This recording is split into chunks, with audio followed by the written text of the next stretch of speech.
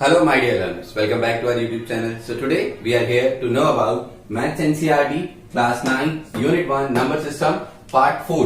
Part 1 Part 2 Part 3 ये तीनों part हम कर चुके हैं जिसमें हम लोगों ने 1.5 तक कवर किया है. फर्स्ट पार्ट में इंट्रोडक्शन दिया हुआ है, तो जो न्यू है सबसे पहले वाला पार्ट देख लो, उसके बाद हम पार्ट 4 करते हैं. पार्ट 4 क्या है बेटा?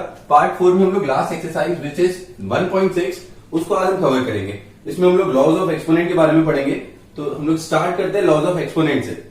तो सबसे पहला लॉ होता है, अगर आपने पढ़ा हो या आपने 8 क्लास 7 क्लास से पढ़ा है, कि x to the power a multiply x to the power b, which means इसको पहली बात तो ये सुनो, इसको हम बोलते हैं बेटा बेस और इसको बोलते हैं एक्सपोनेंट.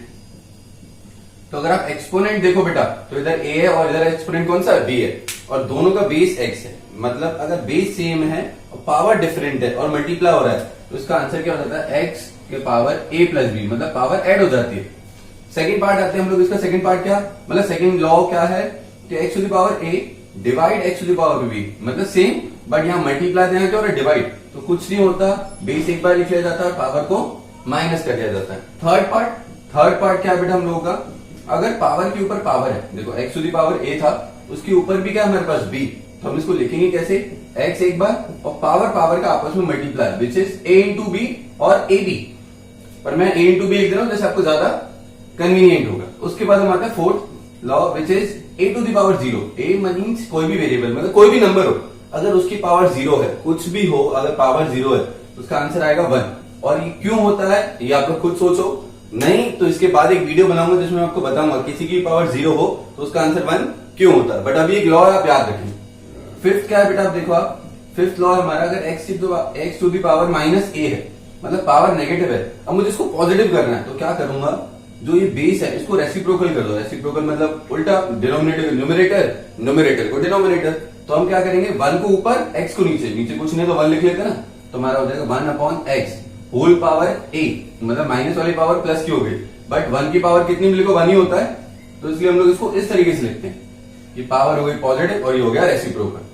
अब अगर यहाँ नीचे y होता तो y अपॉन x का होल पावर a हो जाता.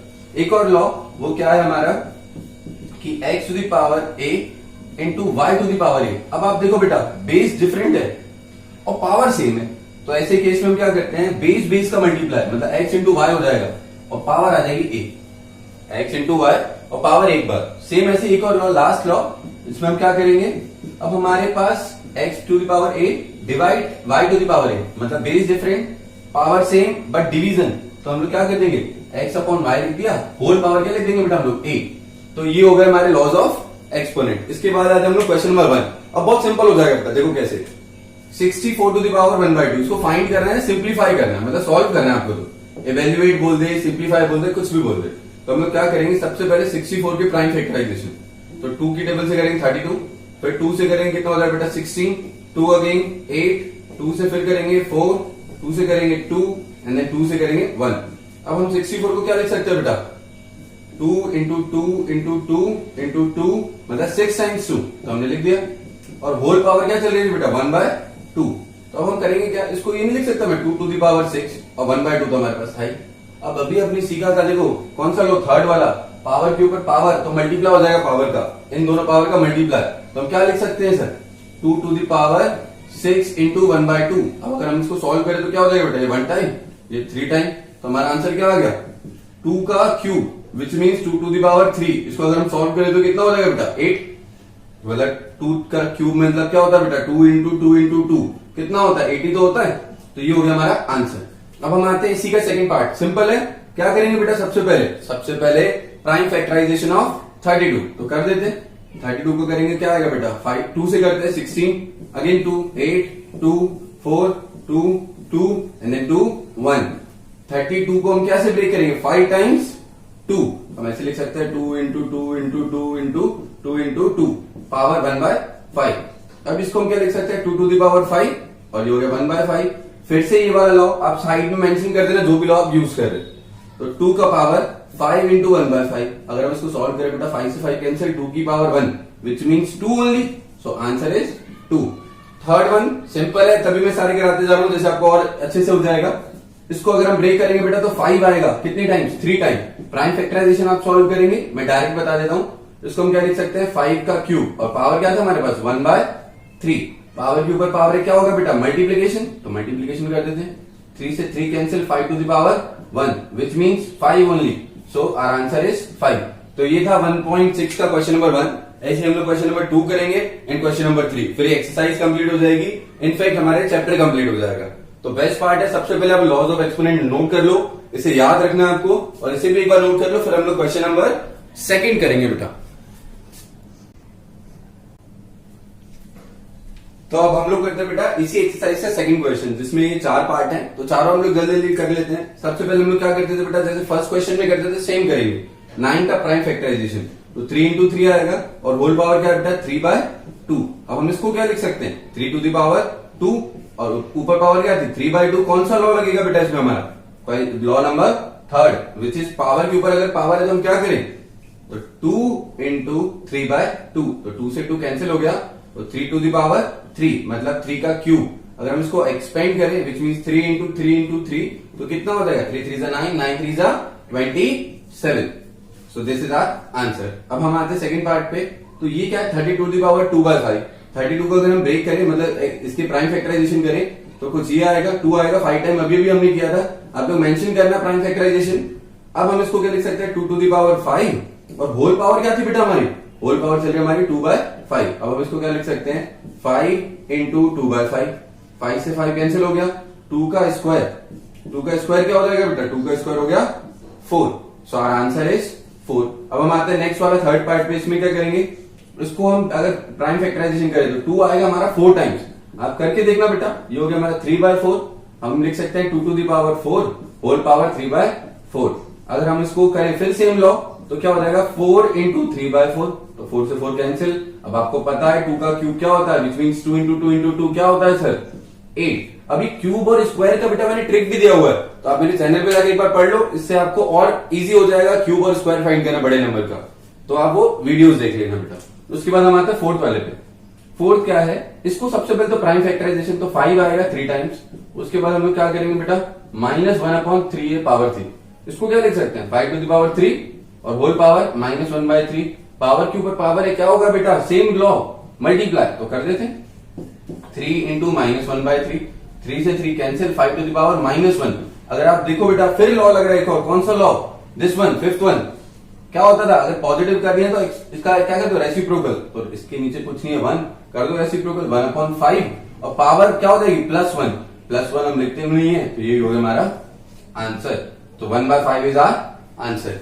तो ये था हमारा सेकंड क्वेश्चन, आप पॉज करके इसे नोट कर लीजिए। उसके बाद हम लोग करते हैं क्वेश्चन नंबर 3।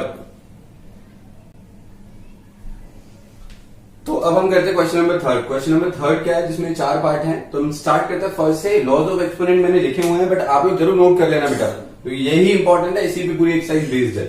अब ये देखो बेटा ये कौन सा लॉ है, पहले आप खुद सोचो। देखो बेस सेम है, एक्सपोनेंट डिफरेंट, तो this is our first law.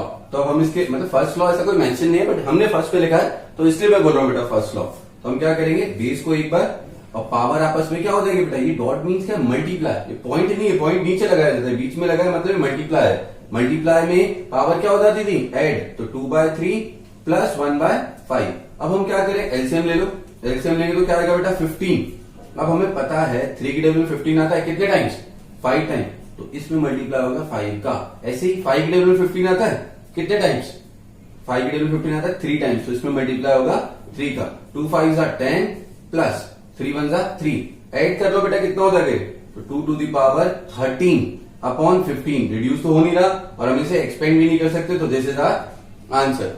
इस पे आ जाओ बेटा, इसमें क्या करें पावर के ऊपर पावर है, बट ये 7 किसके ऊपर पावर है, दोनों के ऊपर। हम क्या करेंगे 1 की पावर भी 7 लिख लेंगे, और 3 टू द पावर 3 तो ऑलरेडी था, इसके ऊपर भी 7 आ गया। 1 को कितनी बार भी खोलो बेटा एक्सपेंड करो 1 ही आना। इसको करें तो पावर के ऊपर पावर है, हम इसमें थर्ड लॉ अप्लाई करेंगे तो क्या हो जाएगा मल्टीप्लाई, मल्टीप्लाई करेंगे तो 21। अब 3 इंटू 3 इंटू 3 हम 21 टाइम्स नहीं कर पाते, इतने कर सकते हैं बट हम करेंगे नहीं, क्योंकि इतना बड़ा है और इतने मार्क्स का आता नहीं, तो इसको इतना ही छोड़ दिया जाता है। तो ये हो गया हमारा आंसर। इस पे आ जाओ बेटा, ये थोड़ा अच्छा क्वेश्चन है, डिवाइड। और कौन सा लॉ लगेगा बेटा आप कुछ सोचो, बेस सेम है पावर डिफरेंट सेकंड, तो हम क्या करेंगे 11 को एक बार लिख देंगे और पावर को कर देंगे सब्ट्रैक्ट 1/2 माइनस 1/4। अच्छा 2 और 4 का एलसीएम क्या होता है बेटा, इसका एलसीएम करेंगे तो क्या आएगा हमारा 4। अब हम ये देखते हैं 2 के टेबल में 4 आता है, हाँ आता है सर 2 टाइम्स, तो 2 का मल्टीप्लाई। 4 के टेबल में 4 आता है, हाँ आता है 1 टाइम, तो ऊपर 1 का मल्टीप्लाई। ये आपको मेंशन नहीं करना, मैं आप लोगों के लिए लिख रहा हूं बेटा। 2 1 जा 2 माइनस 1 1 जा 1, माइनस कर दो कितना हो गया 1/4। So this is our answer. अब ये लॉ सबसे अलग, अभी तक ये लॉ तो आपने 7th में भी पढ़े, 8th में भी पढ़े, मे बी ये भी पढ़ा हो, बट यहाँ पर सिर्फ एक क्वेश्चन है, काफी अच्छा है। मल्टीप्लाई हो रहा है, पावर सेम है बट बेस डिफरेंट, तो ये हो गया हमारा ये वाला लॉ। तो ये लॉ क्या है बेटा कि नीचे मतलब जो बेस है उनका कर दो मल्टीप्लाई, पावर को लिख दो एक बार, तो 1/2 को एक बार लिख दिया, बेस का कर दिया मल्टीप्लाई। 7 8 क्या होता है बेटा 56, पावर क्या 1/2। अगर मैं इसका प्राइम फैक्टराइजेशन भी करूंगा ना तो ये कैंसिल नहीं होगा बेटा, क्योंकि किसी का स्क्वायर थोड़ी होता है, स्क्वायर होता तो कट जाता, ठीक है। तो नहीं हो रहा तो हम इतना ही छोड़ देते हैं, तो दिस इज आवर आंसर। तो ये हमारा पार्ट 4 कंप्लीट हो गया।